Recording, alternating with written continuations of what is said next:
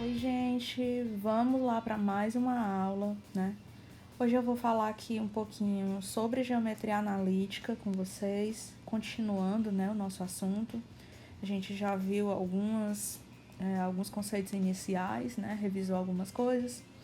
Então hoje eu vou falar do que mais cai nas provas de vestibular e Enem quando se refere à geometria analítica, que é a equação geral da reta, certo? Então bora lá. Quando a gente fala de equação geral da reta, significa, né, que se eu tenho uma reta, eu tenho pontos que pertencem a essa reta e, obviamente, esses pontos eles estão alinhados. Por isso a gente estudou no vídeo anterior condição de alinhamento entre três pontos, né? Então aqui a gente pode considerar, por exemplo, uma reta aí definida pelos pontos de coordenadas, olha aqui. Eu tenho as coordenadas P, X e Y, Q 1 e 1 e R 4 e 5. Como esses pontos, a questão está me dizendo que eles pertencem a uma reta, logo eles são colineares, o que significa que ao colocá-los em uma matriz e calcular o seu determinante, nós vamos encontrar o valor zero, né? E uma expressão algébrica, certo? Essa expressão algébrica, ela é justamente o que se denomina de equação geral da reta. E, gente, isso é uma maneira bem simples de você encontrar a equação da reta e também é uma maneira alternativa de você encontrar a função do primeiro grau. Porque a equação da reta e função do primeiro grau é a mesma coisa, certo? Ambas são retas, têm as mesmas estruturas, as mesmas características dentro do plano cartesiano, certo?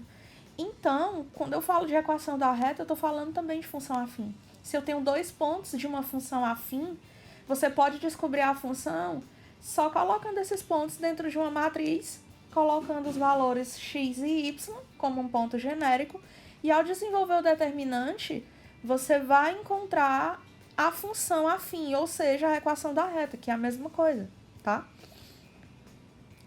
Então, exemplo aqui, né?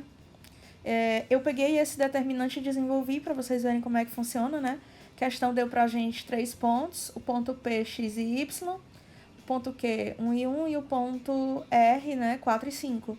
E aí pediu a equação da reta. Então, observe que no determinante de uma matriz de ordem 3, tudo que vem começa descendo, né, no determinante, que é a diagonal principal, que é chamada, e vem com sinal de mais, que é que tá de azul.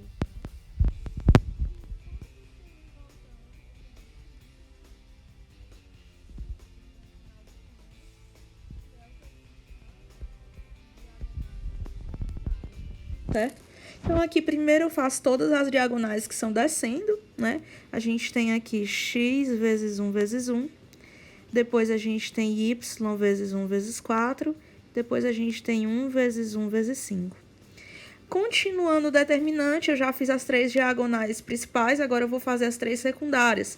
Então, todas as secundárias são com sinal de menos e seta subindo. Então, a gente tem 4 vezes 1 vezes 1, subindo ali os primeiros setinhas vermelhas. Depois 5 vezes 1 vezes x. E depois 1 vezes 1 vezes y, né? Todos com sinal de menos. E aí, quando você tem algum negativo no meio, você observa, né, esse jogo de sinal, porque tem que seguir esse jogo de sinal, tá? Então, aqui, x vezes 1 vezes 1 é x, y vezes 1 vezes 4 é 4y, 1 vezes 1 vezes 5 é 5, 4 vezes 1 vezes 1 é 4, 5 vezes 1 vezes x é 5x, e 1 vezes 1 vezes y é y. Agora, eu vou reduzir os semelhantes, né? X menos 5x, a gente tem menos 4x aqui. 4y menos y, a gente tem mais 3y aqui. E 5 menos 4, a gente tem mais 1. Note que muitas das equações da reta, elas não aparecem com um x negativo, né? E a equação da reta, a única diferença aqui dela para a função do primeiro grau é que todos os termos são colocados no primeiro membro e o segundo membro fica igual a zero. Aqui, o que foi que aconteceu? Pelo princípio multiplicativo, A gente multiplicou a equação da reta toda por menos 1 para deixar o valor do x, né, que é a primeira variável, positivo.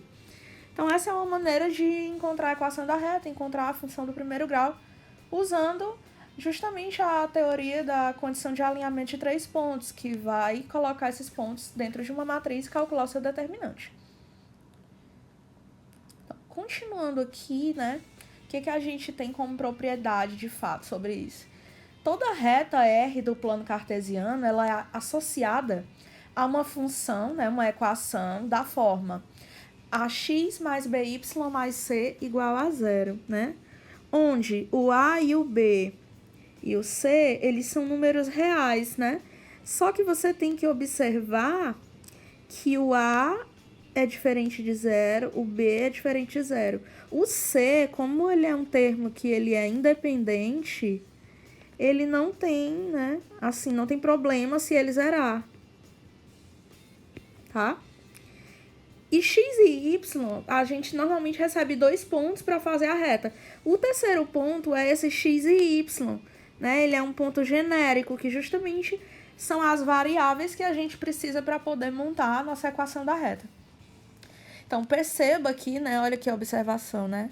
Perceba que a estrutura é a mesma de uma função do primeiro grau, que eu tinha falado para vocês, né, anteriormente. Essa é uma forma alternativa, né, também de encontrar uma função, tendo 2 pontos pertencentes a ela. É o que a gente chama aqui, né, de abordagem analítica, né? Você pode, analiticamente, né, descobrir uma função do primeiro grau sem necessariamente utilizar uma construção de gráfico, uma construção de tabelas, né? Você pode descobrir a função por meio de determinante, que é uma abordagem analítica, tá? E aí eu vou resolver 2 exemplos aqui com vocês bem básicos para que fique, né? Para que vocês fixem como que é o conteúdo, né? Então vamos lá. Primeiro exemplo. Encontre a equação geral da reta que passa pelos pontos A, 2 e 3 e B, 4 e menos 2. O que a gente faz? Normalmente a gente recebe 2 pontos, né? E aí o terceiro ponto são as variáveis genéricas, né? Que é o x e o y. Então eu coloco as variáveis da minha equação, x e y, coloco o ponto A, 2 e 3, coloco o ponto B, 4 e menos 2. A terceira coluna sempre é completada com o número 1, que ele é o elemento neutro da multiplicação, né? Então, completar com 1 não tem problema nenhum para o determinante, porque não vai alterar nada no resultado. E aí, utilizando nos determinantes, né, o que a gente chama de regra de Sarri, que é a regra para calcular determinante de ordem 3, né? A gente vai repetir as 2 primeiras colunas. Então, a primeira coluna é x, 2 e 4, a segunda coluna y, 3 e menos 2. E agora eu vou calcular o determinante. Vou botar aqui de cor azul, ó. Primeiro diagonal principal, a gente tem x vezes 3 vezes 1, mais y vezes 1 vezes 4, mais 1 vezes 2 vezes menos 2. Como é negativo, eu vou pôr aqui no parênteses e fazer jogo de sinal. Agora, vamos para a diagonal secundária. Menos 4 vezes 3 vezes 1, menos 2 vezes 1 vezes x e menos 1 vezes 2 vezes y. Como isso daqui é a equação geral de uma reta, a gente sabe que se os pontos estão na reta, eles são colineares, estão alinhados, né? Então, o determinante tem que ser igual a zero. Resolvendo aqui as minhas operações, eu vou ter x vezes 3 vezes 1, 3x. Y vezes 1 vezes 4, 4y. 1 vezes 2 vezes menos 2, menos 4. 4 vezes 3 vezes 1 dá 12. Então, aqui eu tenho menos 12. Menos 2 vezes 1 vezes x é menos 2x. Com esse outro menos aqui, ó, eu faço jogo de sinal. Então, eu vou ter mais 2x. Menos 1 vezes 2 vezes y. A gente vai ter aqui menos 2y, igual a zero. Agora, é só a gente reduzir os termos semelhantes, né? 3x mais 2x, a gente tem 5x. 4y menos 2y, a gente tem mais 2y. 4 menos 4 menos 12, né? Soma e repete sinal, então a gente tem menos 16 igual a zero.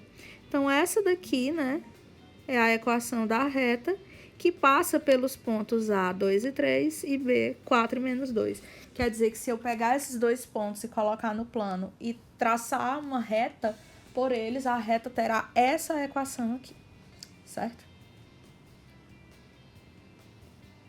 Próximo exemplo. Verifique se o ponto P, 3 e 2 pertence à reta de equação x menos 3y mais 3 igual a zero. Gente, para um ponto ele pertencer a uma reta, significa que o x e o y satisfazem a equação. Ou seja, quando a gente substituir esse ponto na equação, a resposta tem que corresponder, né? Tem que ser igual a zero.